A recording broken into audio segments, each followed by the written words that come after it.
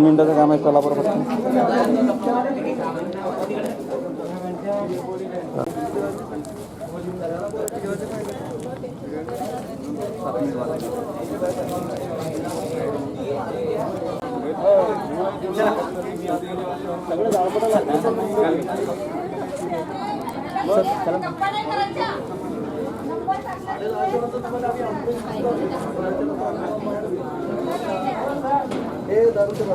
आतमध्ये या. फॅन तुटलेले का? बातमी लागली ती स्ट्रिक करून टाकली. आम्ही नाही, आम्ही पण विद्यार्थ्याचीच घरचे आहे.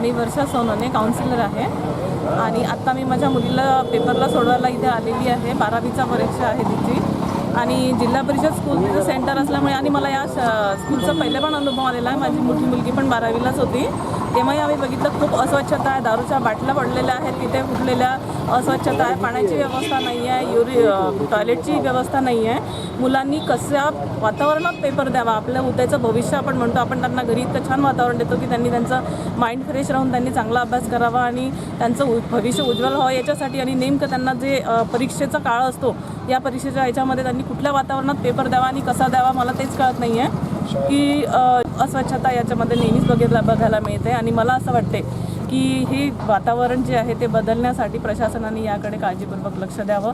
कारण पेरेंट्स लोकांना पण खूप त्रास होतो आहे ह्या गोष्टीचा की त्यांचे मुलं कुठल्या वातावरणामध्ये पेपर देणार आहेत.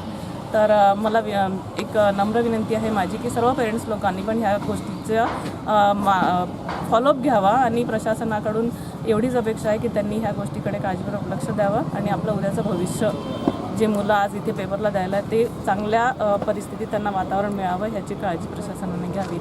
एवढीच नम्र विनंती. धन्यवाद.